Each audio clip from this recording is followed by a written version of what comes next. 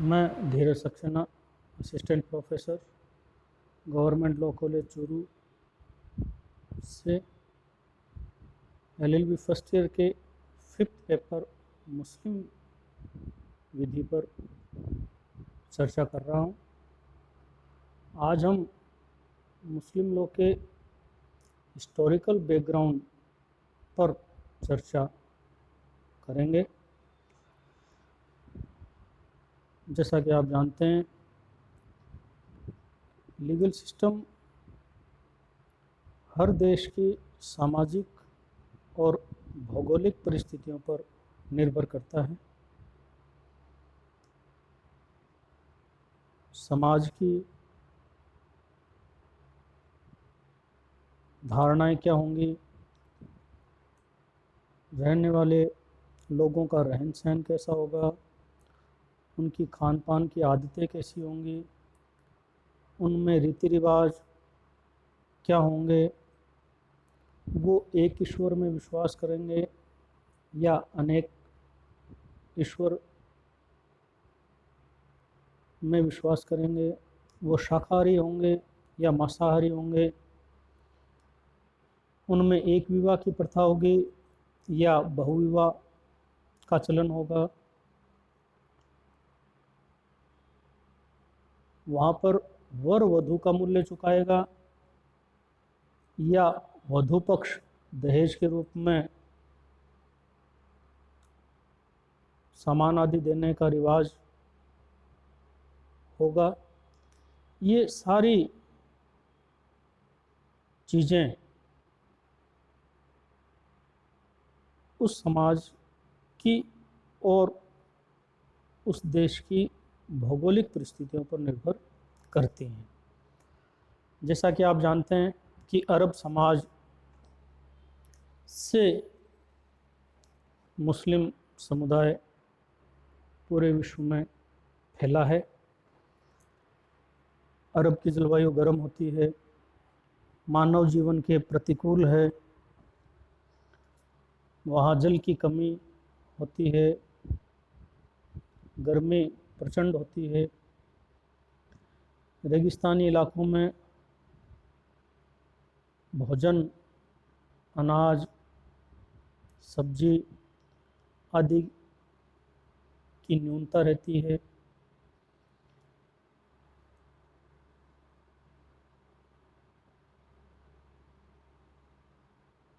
अरब समाज के लोग पशुओं के लिए जल आदि की व्यवस्था की खोज में इधर उधर घूमते रहते थे। ऐसा माना जाता है कि प्राचीन अरब समाज में दो तरह के वर्ग थे। एक जो यायावर हैं, घुमंतु जाति, जिनका कोई निश्चित ठिकाना नहीं होता, और दूसरी तरफ कुछ सेटल्ड सिटीज़ थी जहाँ पर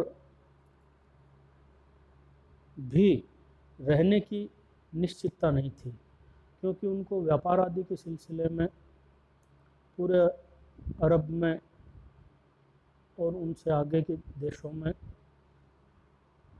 भ्रमण करते रहना होता था। अब यदि हम बात करें अरब समाज के इस्लाम धर्म के प्रादुर्भाव की, तो इसे हम सामान्यतः तीन खंडों में विभाजित कर सकते हैं। पैगंबर के जन्म के पहले, पैगंबर के जन्म के पश्चात और पैगंबर के देहावसान के पश्चात। यदि हम पैगंबर के जन्म के पूर्व, बिफोर प्रॉफिट के दौर की बात करें, तो उसे अयाम ए जाहिलिया कहा जाता है। जाहिल शब्द से आप परिचित हैं। जाहिल का अर्थ होता है अशिक्षित। तो वह दौर मोहम्मद साहब से पूर्व का जो दौर है उसे अज्ञान का काल कहा जाता है। उस दौर में अरब समाज कबीलों में बटा हुआ था। कबीलों का एक सरदार साहस, ज्ञान आदि के आधार पर चुना जाता था।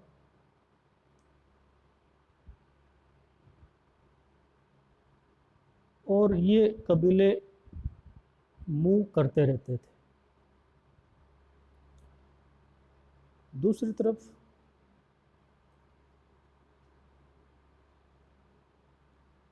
कुछ सेटल्ड सिटी थी।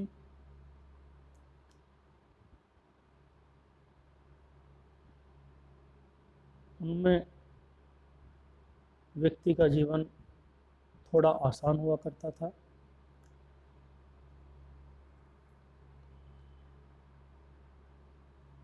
अज्ञान के इस काल में यूँ कहा जाता है कि स्त्री का जीवन पशुवत जीवन के समान था। उसके कोई अधिकार कर्तव्य नहीं थे। बच्चे, स्त्री और पशु उस परिवार के मुखिया या उस कबीले के सरदार के अधीन हुआ करते थे। विवाह विक्रय के समान माना जाता था और बहुविवाह अर्थात एक से अधिक कितने भी विवाह किए जाने की प्रथा प्रचलन में थी।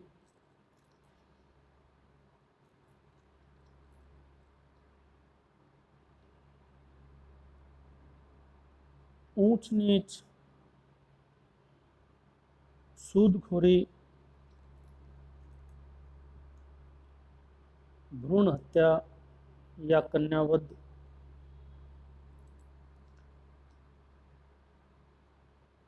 स्त्री को विवाह विच्छेद, तलाक देना बिना किसी कारण, ये सब कुप्रथाएं उस समाज में प्रचलन में थीं।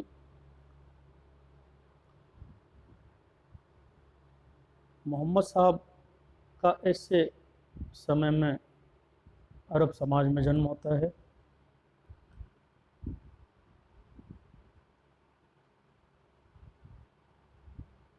उनतीस अगस्त 570 की तारीख को अब्दुल और आमीना के घर पुत्र के रूप में मोहम्मद साहब ने जन्म लिया था।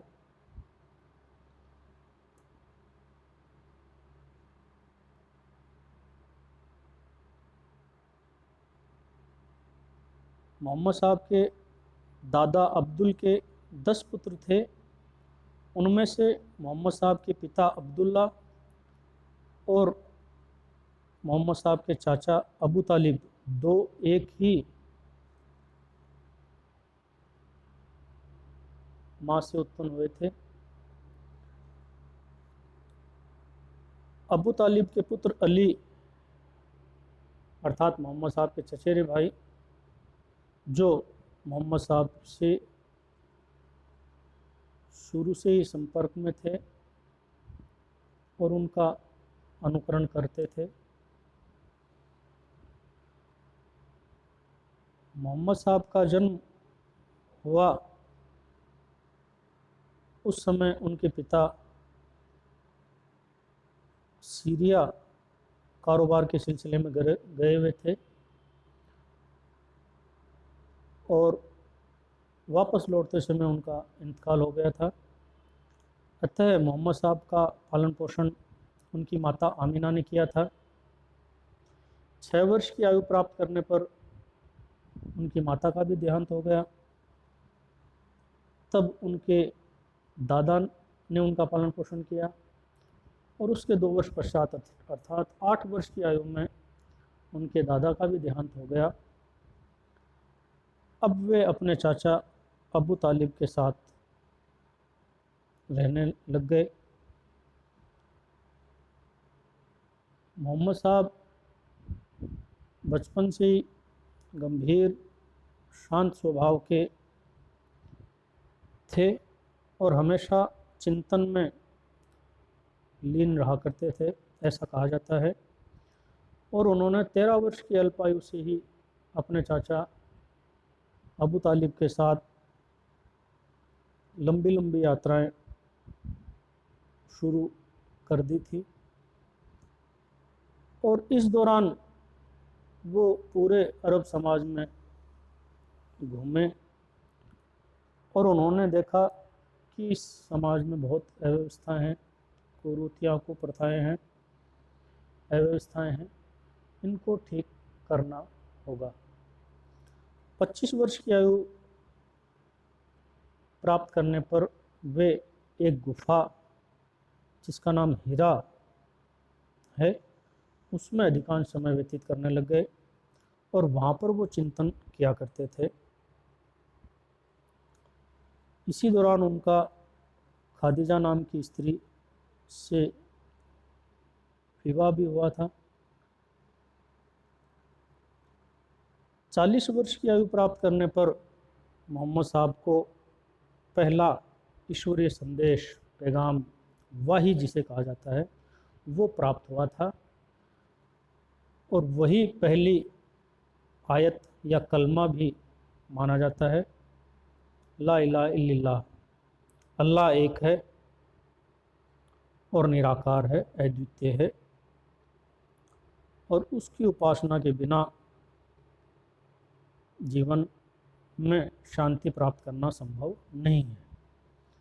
ये संदेश उन्होंने अपनी पत्नी, अपने चचेरे भाई और एक साथी जैद आदि को उन्होंने बताया। तो उन्होंने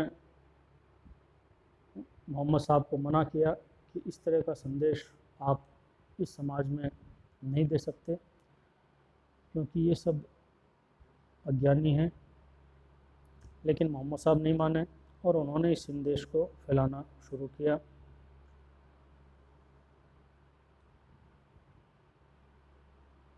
लोगों ने उनका विरोध किया। उसके पश्चात उनको लगातार वाही के रूप में संदेश जिब्राइल नाम के दूत के माध्यम से प्राप्त होते रहे और वो सोसाइटी में उनको फैलाते रहे। मोहम्मद साहब का ये कहना है कि आप जिस धर्म को भूल गए हैं उसको इस्लाम धर्म कहा जाता है और ये अरब की पहाड़ी जितना ही प्राचीन है। मैं कोई नए धर्म के बारे में आपको नहीं बता रहा हूँ। इस्लाम शब्द सलामा धातु से बना है जिसका अर्थ होता है धैर्य रखना, विश्रांत रहना, अपने कर्तव्य पालन करना।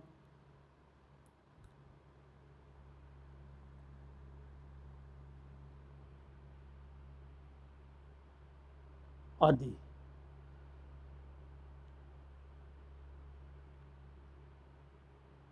इसके बाद जब मोहम्मद साहब का विरोध बहुत ज़्यादा बढ़ गया और मोहम्मद साहब को हत्या का अंदेशा होने लग गया कि उनके जीवन पर ही संकट आने वाला है, तब उनकी पत्नी, भाई और उनके समर्थक उनको मक्का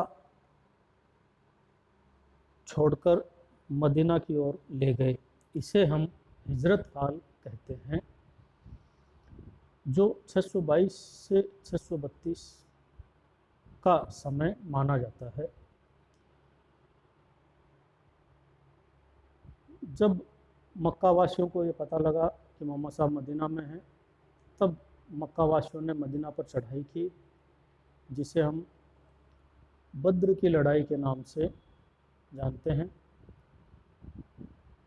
623 में इस लड़ाई में मोहम्मद साहब के समर्थकों की जीत हुई और मक्का वासियों ने भी मोहम्मद साहब का अनुकरण स्वीकार कर लिया और इस तरह से पैगंबर के रूप में अपना जीवन शुरू करने वाले मोहम्मद साहब अरब समाज के लीडर बन गए और एक छत्र रूप में उनके कहे गए शब्दों की अक्षरशः पालना अरब वासियों के द्वारा की जाने लगी। सब कुछ सही चल रहा था। इसी बीच 8 जून 632 का दिन अरब समाज में फिर से एक अव्यवस्था लेकर आया, क्योंकि इस दिन पैगंबर मोहम्मद नहीं रहे, पर्दा गिर गया, उनका देहावसान हो गया। पैगंबर मोहम्मद के पश्चात के समय की यदि हम बात करें तो इस चरण को हम 6 चरणों में बांट सकते हैं। पैगंबर मोहम्मद के पश्चात 632 से 661 ईस्वी का समय खिलाफत काल के नाम से मुस्लिम समुदाय में जाना जाता है। मोहम्मद साहब का उत्तराधिकारी खलीफा कहलाया। हालांकि इसी पद को लेकर मोहम्मद साहब के उत्तराधिकारी के रूप में कौन चुना जाए, इस बात को लेकर मुस्लिम समुदाय पुनः 2 भागों में बट गया।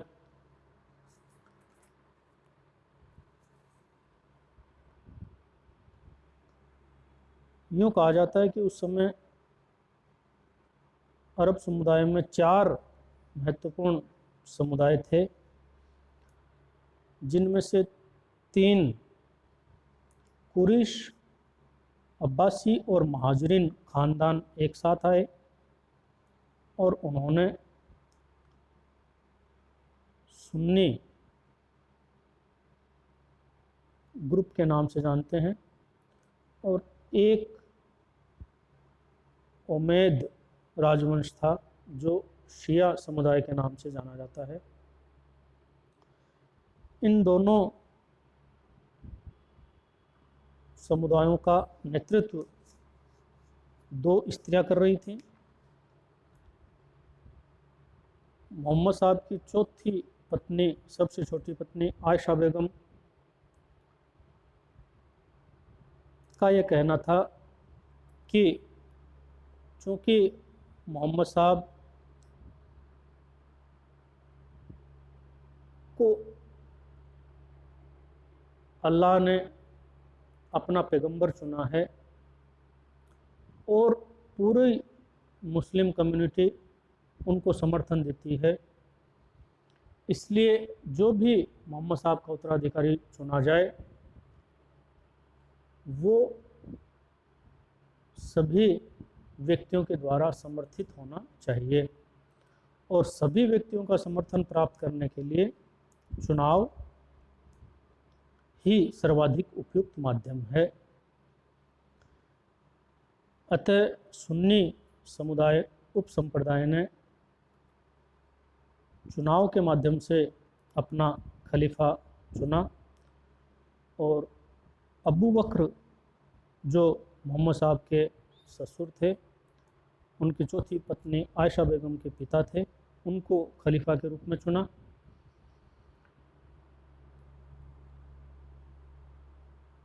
अबू बकर 2 साल ही इस पद पर रहे। उसके बाद उमर को दूसरा खलीफा चुना गया। उमर का कार्यकाल हमारे वैदिक इतिहास के दृष्टिकोण से महत्वपूर्ण है, क्योंकि इस कार्यकाल में ही कार्यपालिका को न्यायपालिका से पृथक किया गया था। जो भारत का संविधान का अनुच्छेद 50 प्रावधान करता है, वह व्यवस्था 634 से 644 के मध्य उमर ने लागू कर दी थी। इसके पश्चात उस्मान खलीफा बने।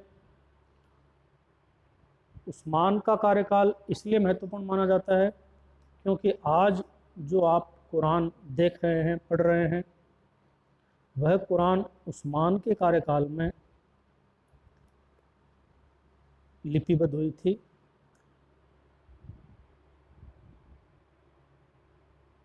दूसरी तरफ जो ग्रुप शिया उपसंप्रदाय बना, उसका नेतृत्व मोहम्मद साहब की पुत्री फातिमा कर रही थी, जिनका ये कहना था कि मोहम्मद साहब को अल्लाह ने अपना दूत चुना है। इसका मतलब यह भी है कि उनमें कोई क्वालिटी थी, उन्हीं गुणों को देखकर इतने सारे लोगों में से अल्लाह ने मोहम्मद साहब को चुना था। इसलिए मोहम्मद साहब का उत्तराधिकारी भी वही व्यक्ति हो सकता है जिसमें वो गुण क्षमता हो, और चूंकि गुण वंशानुगत होते हैं, इसलिए मोहम्मद साहब का रक्त संबंधी, निकटतम रक्त संबंधी ही मोहम्मद साहब की जगह ले सकता है। इस ग्रुप ने मोहम्मद साहब के चचेरे भाई अली, जो मोहम्मद साहब की पुत्री फातिमा बेगम के पति भी थे, को अपना इमाम चुना, और सुन्नी संप्रदाय ने भी अली को अपना चौथे इमाम के रूप में मान्यता दी। तो इस तरह यदि देखा जाए तो पॉलिटिकली शिया और सुन्नी संप्रदाय वापस से एक ही व्यक्ति के अधीन हो गए। इन चारों, अबू बकर, उमर, उस्मान और अली का कार्यकाल खिलाफत काल के नाम से जाना जाता है, जो 632 से 661 के मध्य का है। इसके पश्चात अली के पुत्र हसन ने अपना पद उमैदिया राजवंश को ट्रांसफ़र कर दिया था 661 में। तो उमैदिया राजवंश का काल 661 से 750 ईस्वी तक का माना जाता है। इसके पश्चात मोहम्मद साहब का ही वंश अब्बासी राजवंश वापस सत्ता में आ जाता है, और 751 से 1517 तक अब्बासी राजवंश का वर्चस्व अरब सोसाइटी में रहता है, और यही काल मुस्लिम विधि के विकास का सर्वोत्तम काल कहा जाता है। इसमें मुस्लिम संप्रदाय जो शिया और सुन्नी हैं, वो और सब ग्रुप में उप संप्रदायों में विभाजित हुए और मुस्लिम विधि का विकास हुआ। इसके पश्चात 1517 में ओटोमन तुर्की के राजवंश को सत्ता का हस्तांतरण हो जाता है, और यह राजवंश 1924 तक सत्ता पर काबिज रहता है। अंतिम तुर्की के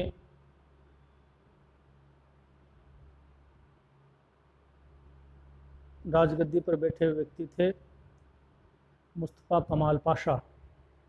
उन्होंने इस खलीफा के पद को 1924 में समाप्त कर दिया, और उन्होंने कहा कि अब मुस्लिम विधि विकसित हो चुकी है और अब केवल तकलीद अर्थात अनुसरण करने की ही आवश्यकता रह गई है।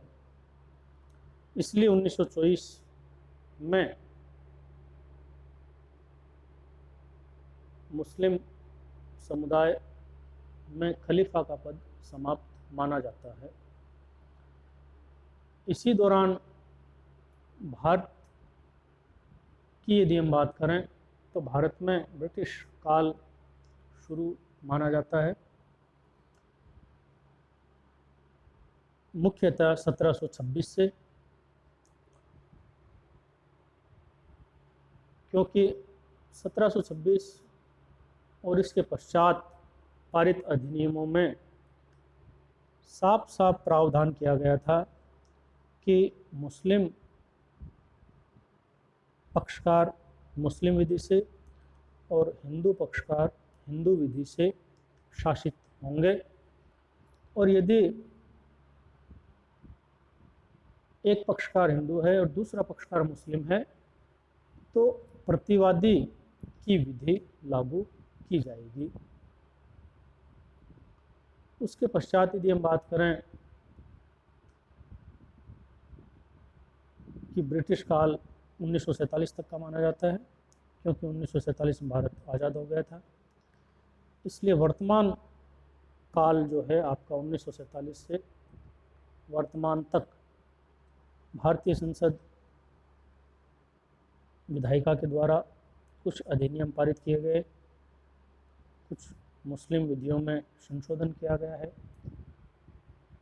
कुछ सुप्रीम कोर्ट के केसेस भी हैं जिन पर भी हम चर्चा करेंगे। उन्होंने भी मुस्लिम विधि में प्रचलित नियमों में परिवर्तन किया है। तो ये आज एक सामान्य चर्चा हुई है कि मुस्लिम विधि का विकास किन चरणों में हुआ था। अयाम ए जाहिलिया से लेकर मोहम्मद साहब के जीवन काल में और मोहम्मद साहब के पर्दा गिरने के पश्चात खलीफा काल और वर्तमान काल तक। अगले वीडियो में हम फिर से मुस्लिम विधि के नए प्रावधान पर चर्चा करेंगे। धन्यवाद।